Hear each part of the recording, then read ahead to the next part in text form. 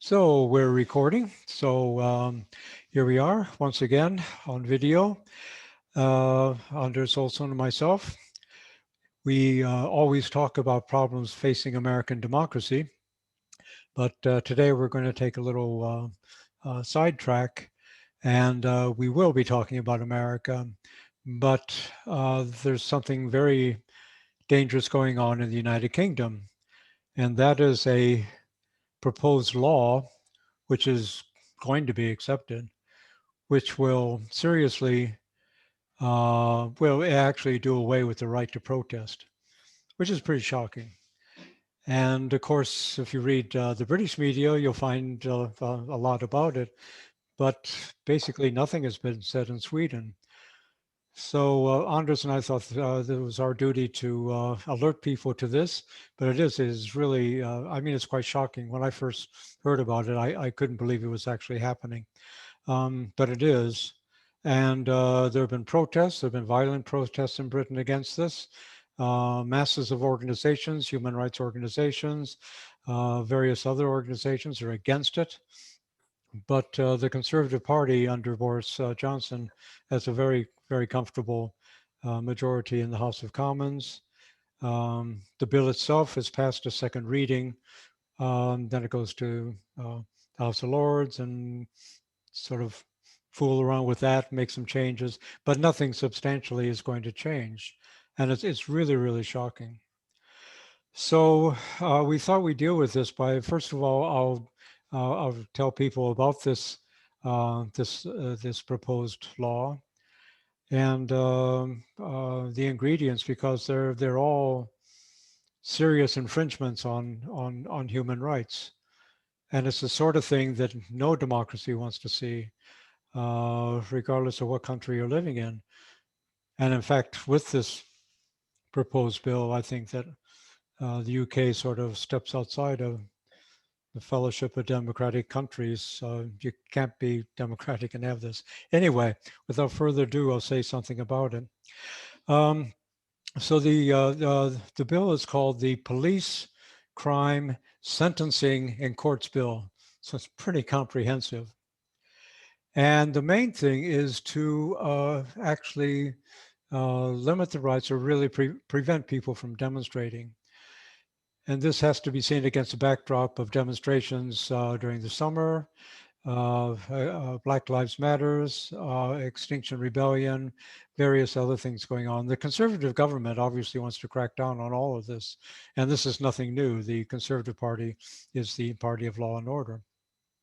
But what this bill will do, which goes far beyond anything that has ever been contemplated in the United Kingdom, is that it will give the police powers to protect themselves and the public and introduce tougher sentencing for and improve court efficiency. Well, yes, obviously, you know, police officers should be protected and so forth, but that's sort of the rhetoric around it.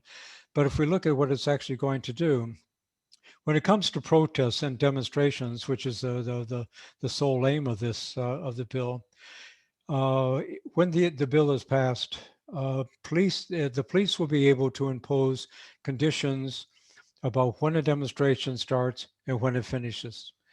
Okay, before, if you were going to get a demonstration, you would write to the police. This is before COVID and everything.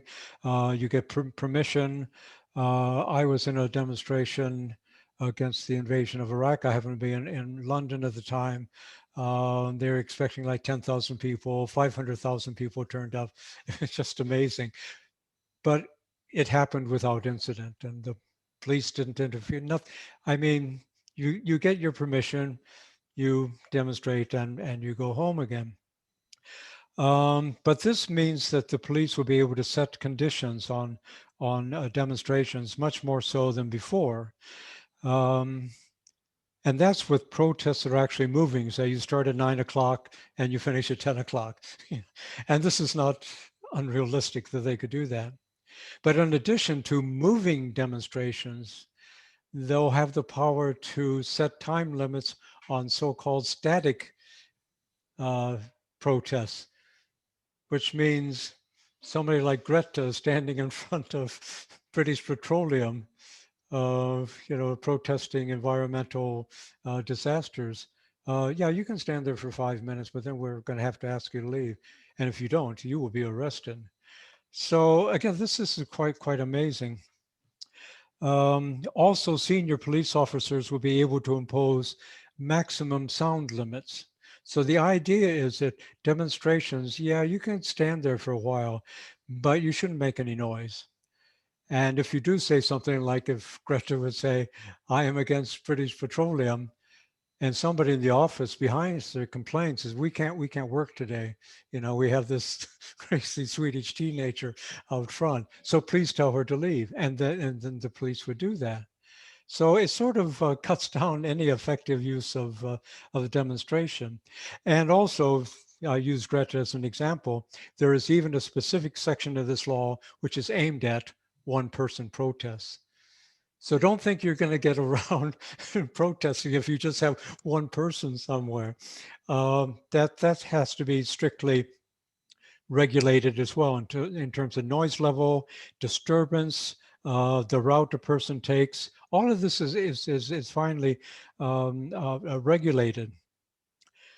And it also empowers the Home Secretary, who is Priti Patel, who is an extreme right-wing figure and highly controversial. The law will enable her to make laws without parliamentary approval, to define what is meant by, quote, serious interruptions to communications and organizations.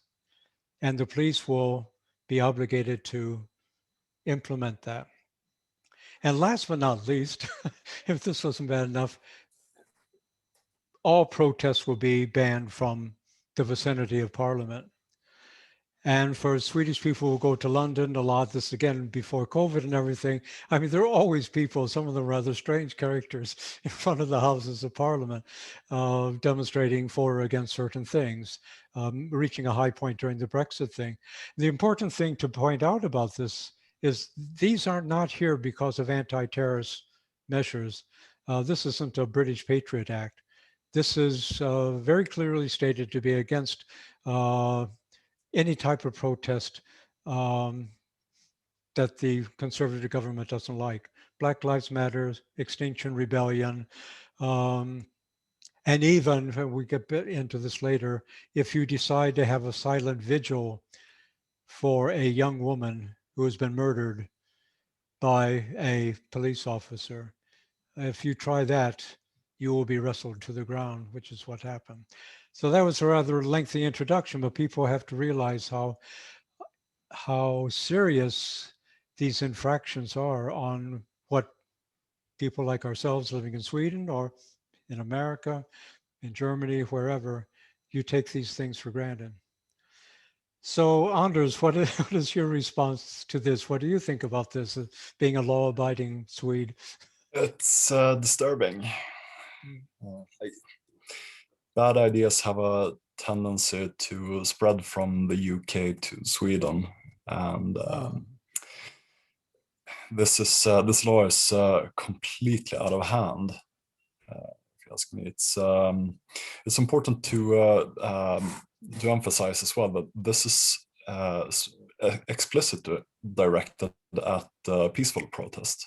Yes. Like you said, this isn't in response to like terrorism or like violent riots or anything like that. No. This is explicitly, as stated by Priti Patel herself, in response to peaceful protest annoying people, and primarily probably annoying the British government. Exactly. And this is just completely unacceptable. It's like peaceful protest. That's one of the absolute cornerstones of democracy. If you can't petition the government, then how is it even a democracy anymore? If you can't protest peacefully, if you can't speak your mind without the police beating you up or holding you away to jail, then you're basically on the same page as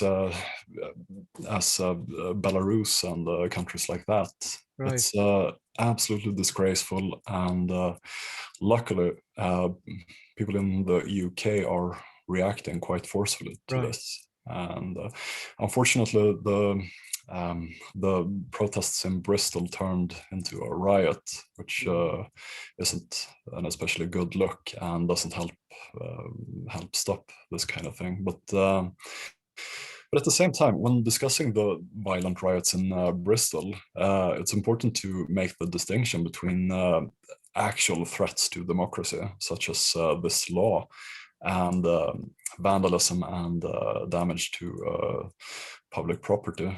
Like, it's bad if someone torches a police van or breaks the windows of a police station. That's bad. I don't condone that. However, it's nowhere near as dangerous as giving the police basically arbitrary power over peaceful demonstrations. So that's broadly interesting. The thing about exactly. The Bristol thing was interesting because when, as you say, there's been a series of protests there, and the first one that turned violent, and that the press covered extensively, and especially the national press in Britain, saying, well, this is why we need the law. And I thought, this is rather convenient. But I didn't think more about it until, because it started off with a peaceful demonstration, a bunch of people with placards and so forth sitting down in front of the police station and chanting. And then sort of reports became rather hazy, but according to police, they were attacked by outsiders who had infiltrated this. And then they attacked the peaceful demonstrators sitting right in front of them. They were surrounded, and they sent in horses and they sent in dogs. I mean, that was a pretty massive sort of intervention. And then you say, well, these things get out of hand and so forth. Actually, today in The Guardian, there was a very interesting report by a local reporter who hadn't been able to get his articles into the national press. He said, we have to look at it a little bit more closely what happened. And he was there and he was attacked. And he said it started off as being peaceful. And then for whatever reason, the police decided, okay, this has to end. And they attacked the people sitting there. Exactly.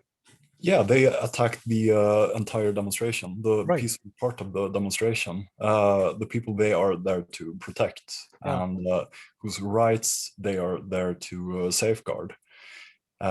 Exactly.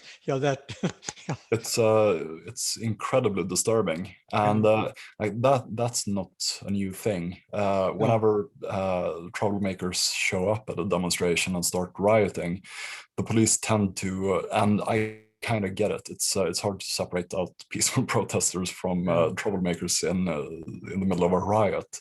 However, they've lost track of what their actual job is supposed to be, I think. Exactly.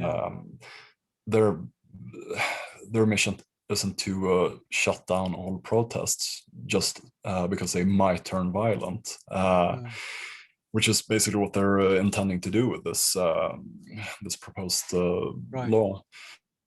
Their job is to actually safeguard the democratic rights of the British public.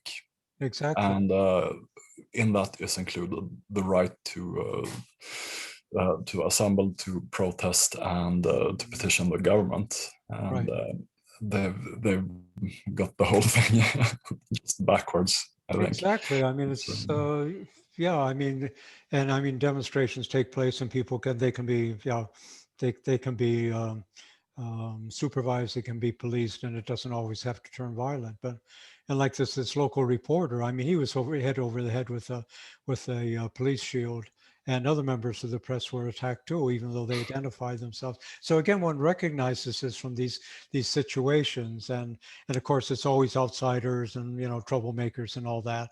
And maybe there were some people, but the violence started after the police attacked the peaceful demonstrators. So, and also people as in another article I read, which sort of summed up the whole thing in the last paragraph, which made me think back to the 1970s. And she said there was, predominantly young people who were there, vast majority of them very young. And I forget her name, a journalist who says, you have to understand these people have grown up in an age of austerity and despair, and they have absolutely nothing to lose. And I thought that was a pretty good description and a very, very scary description of what can happen in the future. Yeah, because that's another thing that's kind of important here, the context. Like, why are people protesting? And we'll get back to that in the Sarah Everard thing. But the reason people are protesting isn't because they want to like start trouble and riot. It's because they have actual legitimate political grievances. And if you outlaw protest, peaceful protest, then what's left? What's then left you outlaw them, and then people are going to protest against the outlawing. Yeah, exactly. Or just say, okay, screw it. I'm just going to riot then. If I'm not allowed to peacefully protest, then I'll burn down the police station. Right. Powerlessness and hopelessness breeds desperation, and desperate people tend to act drastically and ill-advised ways. And and that's another problem with this proposed law, that it's not going to help keep police safe. It's not going to help make protests more peaceful and less dangerous. What it's going to do is it's going to raise tensions between the police and protesters. Because if you're in a peaceful protest and the police steps in and says that, okay, we're making a judgment call here, that you're causing a serious annoyance. This is now no longer a peaceful protest. This is now a crime in progress. All of a sudden, you're a criminal. And the threshold for starting to actually commit crimes, real crimes, crimes other than not listening to the police and being respectful, that gets lowered, which makes it much easier for outside agitators to start a riot. And also, it's going to make it much less safer for demonstrators, even peaceful ones, because once the police classify a peaceful protest as not a peaceful protest but a crime in progress, they are going to start seeing all demonstrators, everyone present, including the press, and people just there to observe. They are going to be seen as criminals. And the police, maybe not everyone, but a lot of police officers are going to take this as an excuse to basically just start victimizing people. And it's extremely scary and upsetting. It's there's nothing good that could possibly come out of it. Nothing good can come of it, and it does nothing to address the deeper social and economic problems, because, I mean, Britain has been, in contrast to the United States, which has had a, 2008, et cetera, economic crisis, but it's had a much better economy than Britain has just been. I mean, it's since it started with Margaret Thatcher, and then there was a slight respite during the Labour government with Tony Blair, but it's been basically on a downward spiral for certainly the last 20 years. The severe economic depression and austerity, the way the conservative governments have decided to deal with this, is just to cut out any sort of social benefits, to cut out anything.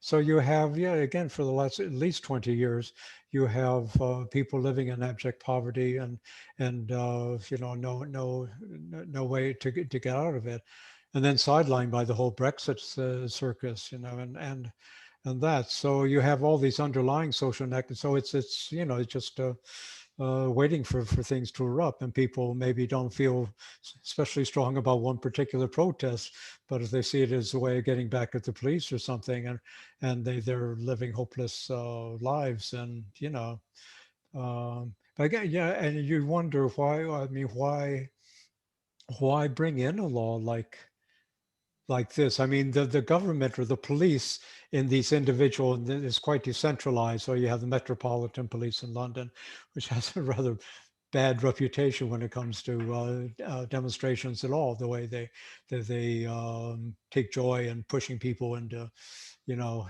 crowded areas and then hitting them and so forth. There seems to be some problems there with the police education. But I mean, why bring in a law like? I mean, what's the point? I mean, life could have gone on without it. Yeah, it's I suppose like the Tory government probably sees the writing on the wall. Like they know that there are serious social problems in Britain, and they're unwilling to address problems such as like inequality and economic deprivation and stuff like that. And the only alternative to doing that is to just crack down. The classic authoritarian crackdown. Just exactly. Outlaw protests.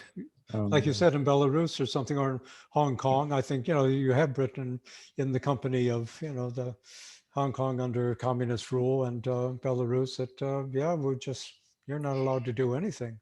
Yeah, or at the very least, this is like a first step down that road, and it's totally unbecoming of a democracy. It's like you're supposed to listen to the grievances of the people and come up with the political solutions to the problems the public sees. You're not supposed to just shut down discussion and start hauling away people to jail if they have a problem with it. It's fundamentally undemocratic, and like there's a really good reason why the freedom to protest the government is like a fundamental part of the constitution of basically every democratic country in the world. It's one of the most important democratic rights. It's right up there with the freedom of speech and freedom of the press and stuff like that. Yeah, they all link together.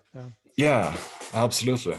So it's definitely an authoritarian move, and like the only read I have on it is that they see trouble coming, and they're doing this as a warning to people to basically behave and be quiet. Right. But I think so. Yeah. So yeah, there's some dissent in within the police, even. The police in general seem quite positive, but you sent me this great article with interviews with two senior police officers. One, Michael Barton from Durham, I think, highly decorated police officer, who made this case that this is just completely unacceptable in a democratic society. This is a senior police officer warning about the police moving in a paramilitary direction instead of being like a part of the people. They're now going to be seen as above the people. Right. I think he was the person who made the point, the comparison, again, going back to Margaret Thatcher and the miners' strike, where the police were used very effectively against miners. But like you said, you know, this took us 20 years to live down that reputation. So this is even worse, because now they'll have the law on their side. So yeah, it's and even there's the Nottingham police. This goes back, maybe you can say something about Sarah Everard, but this vigil that was planned. But different police departments can react different ways. And actually, when there was a vigil for Sarah Everard, this person who was murdered by a police officer in Bristol, the Bristol police did not interfere. So what I'm wondering, you know, what happened between that and then the protest against this bill? Was it the size of the protest, or was it, I mean, who's giving the orders? And then it's different police departments can react different ways, but the Nottingham force seems to have a very different approach to these problems. And they say, sounds shockingly revolutionary, but the police department needs to engage with the community. So, and they have a program they follow, and they've been trying to get other police departments, and especially the Met in London. And no, we want nothing to do with this. So you wonder, I mean, you have several factors here, like you were talking about, but also the culture within the police departments, certain police departments and the Metropolitan Police, at least in my estimation, they're not big on the protect and serve thing. They will shoot and ask questions later, like the Brazilian guy that was shot 6 times in the head. Oh, that was the wrong person. He wasn't a bomber. Mistakes happen, but and even going after people during COVID, you know, like sitting in a park far apart and go in and forcibly evicting them. I mean, who gave you the power to do that? Well, of course, now they'll have that power. Yeah. No, it's all really disturbing, and like when you mentioned COVID, that's also another thing that exactly. Barton, the police chief from Durham, brought up. Like the public has been very patient. The UK public has they've been under near constant lockdown for a year, like much more strict regulations than we've had here in Sweden, for example. And the public has taken their responsibility and been patient and follow the rules largely.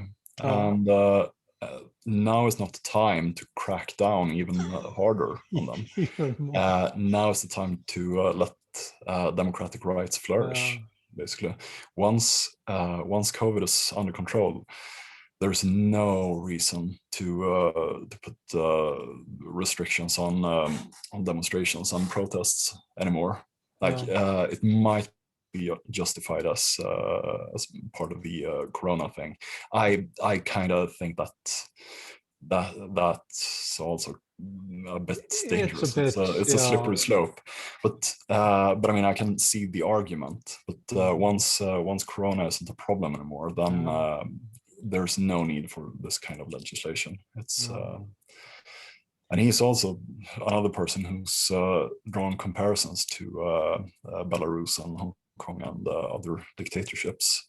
I don't think he mentioned them specifically, but it's kind of shocking when like a senior police official warns about Britain becoming like an authoritarian police state. That might be a cue to listen. Exactly. I don't know how much people will listen. I think Britain is going through its Donald Trump moment with Boris Johnson. They're very similar, and he has the same authoritarian tendencies. Also, he's very lazy. He doesn't really want to do the work, but he wants to be in power. And I mean, before I thought that, you know, America was worse off with Trump. Well, maybe we were. But anyway, there's been an election. He's not president any longer. But the Conservative Party has a really solid grip on power. And this also has to do with differences between a parliamentary system and the American system, with checks and balances and things which sometimes can be irritating. I think, you know, it sort of takes time to pass things through the Senate. But with the parliamentary system, you have a solid majority like they have, and they will have for the next 4 years. And you can pass anything. Will there be court cases? Yes, but I mean, there's no, you can't really fight back. You can protest, but no, that's right, you can't protest. No, exactly. Forgot about that. No, and that's another problem. The UK doesn't have the same like solid defense of these kinds of civil rights as the US has. Like in the US, you have the first amendment to the Constitution, which says that the the government can't infringe the right to peaceably assemble. And that's it. And the First Amendment, that's like a sacred thing in the US. And if worse comes to worse, then you can always like appeal all the way up to the Supreme Court, get your case tried, and this has been done many times in First Amendment cases from ordinary people, and it usually works out. Like there's a strong, clear legal precedent banning infringement of these rights, and there's not the same like solid legal foundation, and I don't think there's the same tradition and culture concerning these issues in most other countries, to be fair. Like I don't think Sweden has the same strict opinion when it comes to I don't know. In Britain, of course, what they'll say, and which has been, I guess, okay for up until now, is that you have common law. And in common law, and certainly our lawyers would argue that the right to express your opinion, to demonstrate, is in fact a part of common law.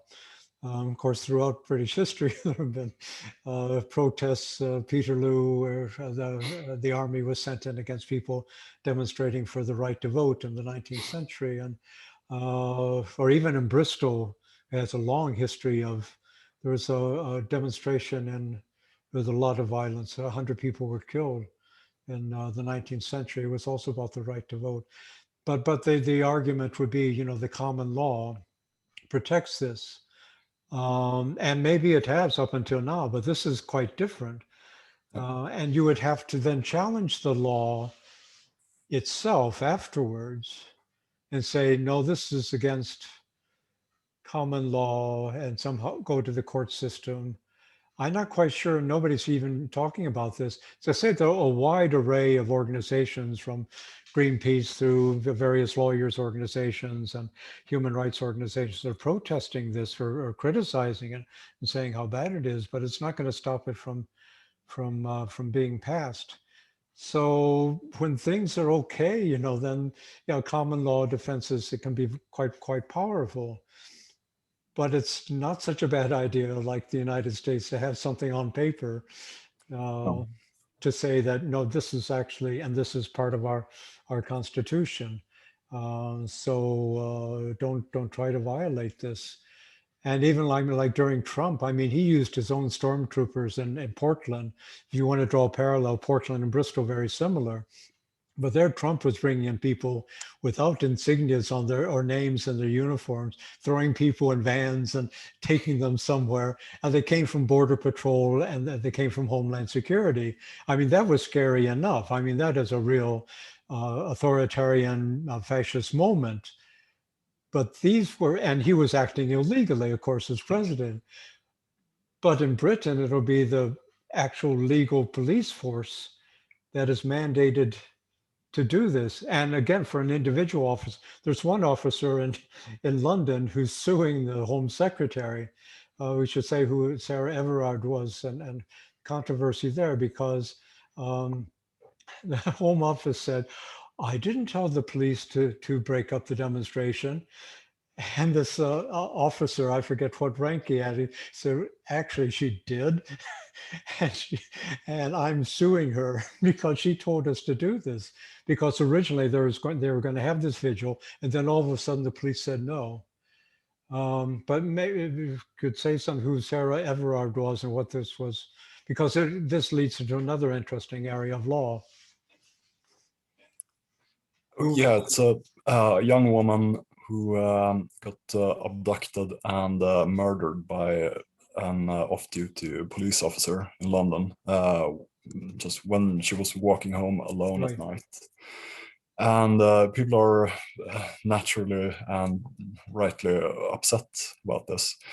And what makes things worse is there's a widespread sense that the Metropolitan Police in London aren't keeping women safe. in the streets or in their homes. And in this case, it goes one worse, even by it being a police officer committing the murder. And during a demonstration for like basic rights for women in London, there was this absolutely monstrous crackdown by the police because of supposed violations of corona restrictions. Right. And there's quite shocking news footage of police officers wrestling women to the ground, handcuffing them, exactly, and just generally abusing them for the crime of protesting the police murdering one of their friends. And failing to do their job of protecting women. And it's I don't know, it's bad. It's really bad. The visuals, the images were really, I mean, public relations, they're obviously not worried about public relations. And the whole thing was totally mismanaged because, so saying in the beginning, they're going to have this peaceful vigil, and it could be arranged under COVID safe forms. And in fact, at the same time, the same evening, similar vigils were held in Bristol, amongst other places, and nothing happened. Yep. And originally, and the organizers, the organization reclaimed these streets. They had been in negotiations with the police. It was going to be okay. And then all of a sudden, the police come back and say no. And then the head of the Metropolitan Police, Cressida Dick, who's a woman who was head of this, she took full responsibility for this.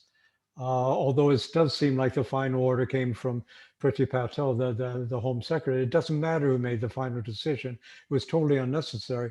So yes, they were in violation of COVID regulations. A small number of women who met Clapham Commons for a candlelight vigil. And how were they treated? Yeah, they were wrestled to the ground. And yeah, they were treated as violent criminals and exactly. rioters, Well, yeah. Basically. And it's extremely upsetting. I have to say, it's and of all the circumstances when the government and the police chooses to crack down and act in this way, I mean, it's hard not to see it as a signal that you do not get to question the Metropolitan Police.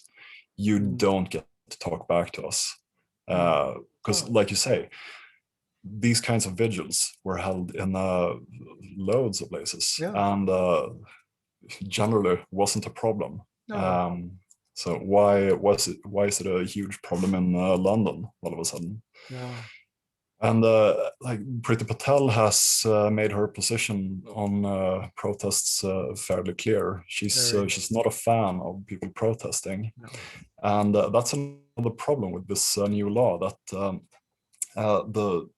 many of the details in the law will be determined by Priti Patel, not by the members of Parliament, but by Priti Patel, the Home Secretary herself. And will then be passed down to police chiefs to implement as they see fit. And it's just, it opens up the door for like arbitrary calls, basically fitting whatever the agenda of the day is of the Metropolitan Police can be served by this law. So it's completely arbitrary, and if it had been China doing this in Hong Kong, I mean, they've done similar things, but I mean, then people would say, oh, this is horrible. Look what the Chinese government is doing in Hong Kong. And although they promised there'd be two different systems and all the rest of it. But it's really like, I mean, when you say it like that, it's you're describing a coup d'etat, because really Priti Patel puts herself above Parliament. Yeah, no, that's what I was thinking when I was reading up on this. I was like, this is a power grab from yeah, exactly. So Boris Johnson, I mean, he said, don't bother me with it. And he's defended her so many times because, not surprisingly, she has a bad work record. People feel bullied by her. And then all the things that how she's treated people who are allowed to stay in Britain from the West Indies, the whole Windrush generation thing, which she's totally botched. And she's gotten away with it, and Boris isn't going to pick a fight with her. So who's actually, as long as he's prime minister, he's quite happy. But she seems to be filling a power vacuum. Yeah, and like it's not like she's gonna overthrow the monarchy or depose Boris Johnson or anything, but it's way beyond the power, the discretionary power she should have in a democratic system. It might not be a threat against the government, but it's a threat against the rights of ordinary people. No, the government is happy to go along with it, and also the Conservative Party, the whole Conservative Party. No conservative has actually criticized this. They say we have present and former police officers who criticize it, and former members of the conservative government. Again, it's sort of like the Trump thing, former members of the Republican Party, but they've criticized, but not one person in this very substantial, they have, I forget how many, 300 and something members in Parliament, enormous, far bigger than the Labour Party. But not one of them has criticized this bill, not one.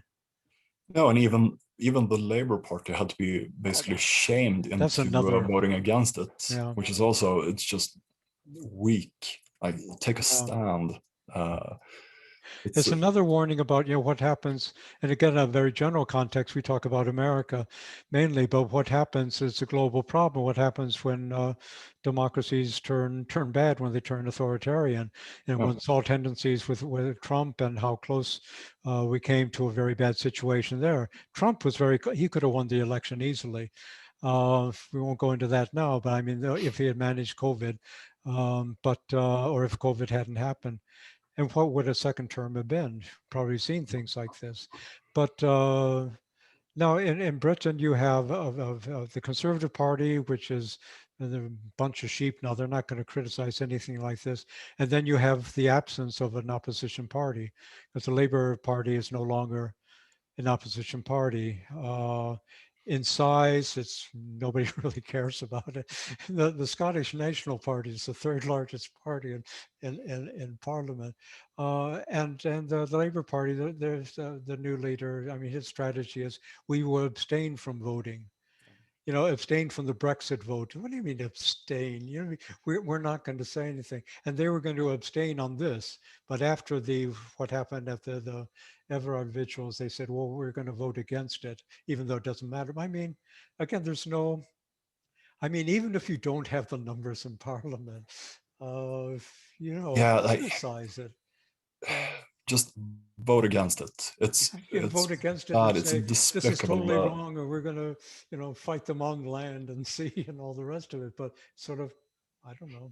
Yeah, no, like you say, there's no real opposition. When the official opposition party basically has to be shamed into doing what's obviously right, then what's the point of them? Yeah, it's exactly infuriating. But no, also, like, I just want to mention briefly before we move away from the Sarah Everard thing. Like, as some people have pointed out, one measure in this proposed law is that vandalism of a statue can, under this new law, give up to 10 years in prison. And I mean, just if that isn't obviously excessive, then I don't know what is. But also, as some people have pointed out, the punishment for rape starts at 5 years. So in theory, at least, you can get twice the jail time for vandalizing a statue during a protest. That you can, like committing a rape or assault. And that's it's I can't see how anyone can justify that. No. Like I said at the start of this talk, I don't generally condone vandalism and damaging property, but come on, it's a statue. Yeah. Nobody should get 10 years in jail for destroying a statue. And it's in response to the toppling of a slave trader. Yeah, Colson. In Bristol that was tipped into the bay. So, I mean, maybe you could defend other statues, but yeah, and that was part of that. That was in Bristol, and then part of the Bristol protest was 5 years for rape, 10 years for statues. Yeah. And again, I mean, the optics here are no, it's just completely completely unsafe. But we can see where the Conservative Party's values are. The statue of a former slave trader became a very wealthy man. He's worth more than the safety of a woman. Yeah, that's pretty bad. And oh yeah, I have to say, in that specific case, I absolutely condone vandalism. But it's also interesting. I was thinking back to America because the whole thing about Confederate statues and all that. And then, of course, the extreme right wing and the Nazis and white supremacists, they went violent, you know, and like in where the white woman was killed, Charlottesville, or yeah, I'm bad at names, but that was the extreme right. But I mean, actually, if you look at the Southern governments, even the ones who are Republican, when people were saying, get rid of these statues, this actually opened up, and maybe I'm painting too rosy a picture of this, but the police didn't go in and try to arrest people and sentence them to 10 years in jail. There was a discussion within the community about what statues were appropriate, or if we have them, what can we learn from them, blah, blah, blah. And that has started in Britain as well. But then you have this act which just says, no, you'll get 10 years and 10 years in prison under British sentencing. That's pretty powerful. Yeah, it's incredible. The whole thing. Yeah, and like you say, there is another solution. Like someone raises the issue, you have a discussion, and then you agree on a way to move forward, like democratically. Yeah, it's been done before. It's possible to do. If someone protests, there's usually a problem, and there's a solution that most people can agree to. You just have to talk it out. Just cracking down and starting like beating people up and throwing them in prison, that's not going to solve anything. That's just going to create a pressure cooker of discontent, and sooner or later it's going to explode. Nobody. So see what happens. I know we have to be careful about time because we have another appointment. How are we doing on time? Excuse me? How are we doing on time? Do you have? We have a couple of minutes left. Okay.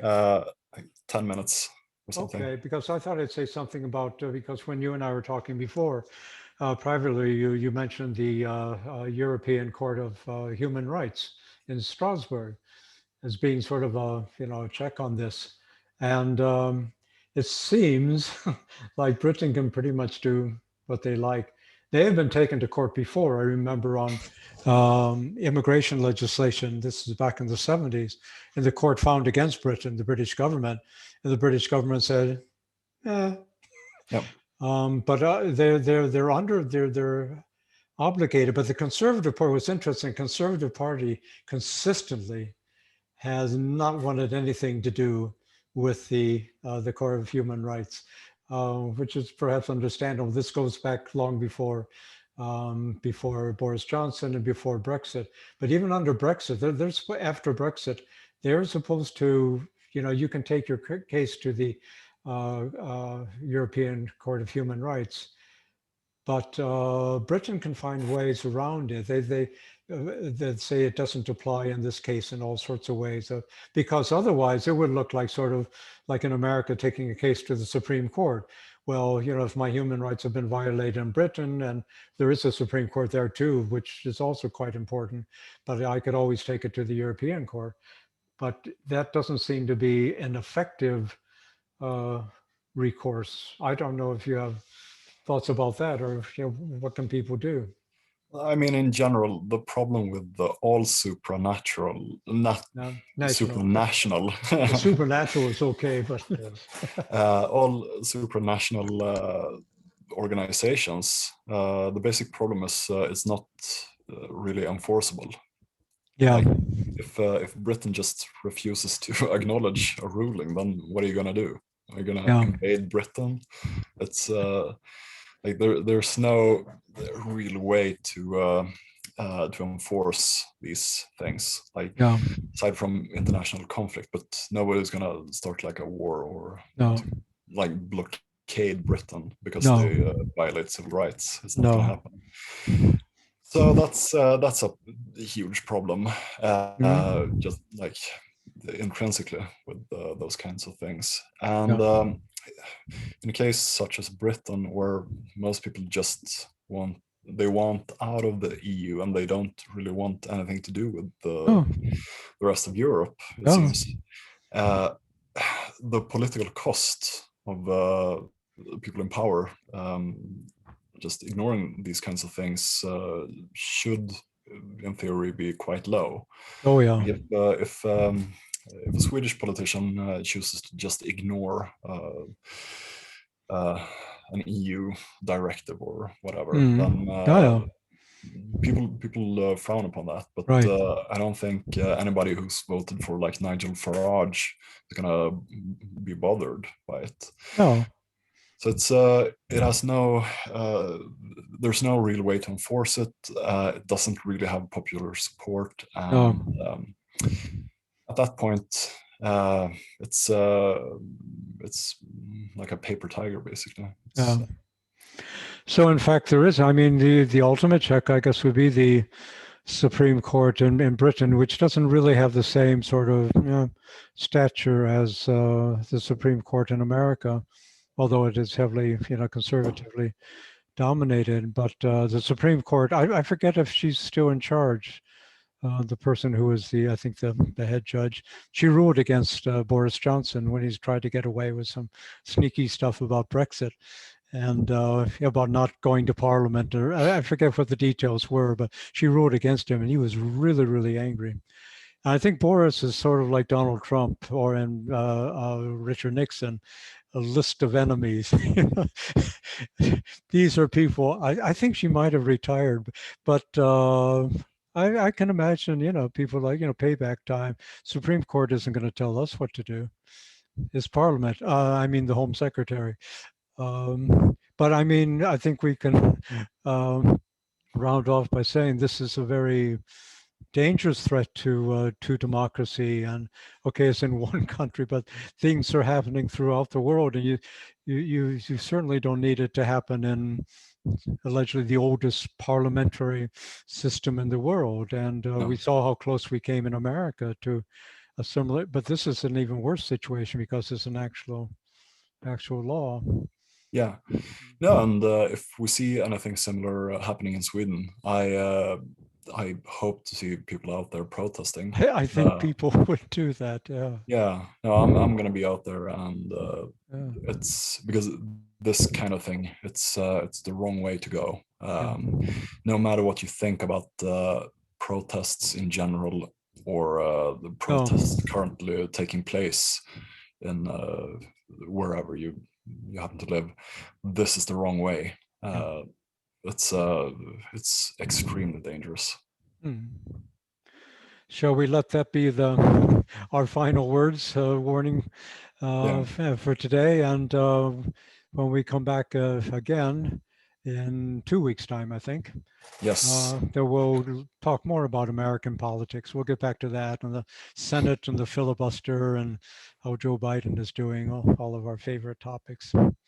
So thanks people for watching, and I hope this is a wake-up call for everybody, and one has to be vigilant about defending democratic rights, because they can come under threat from places you don't expect them to come under threat from or to. Okay, thanks very much. I will end the recording now and see you in a couple of weeks.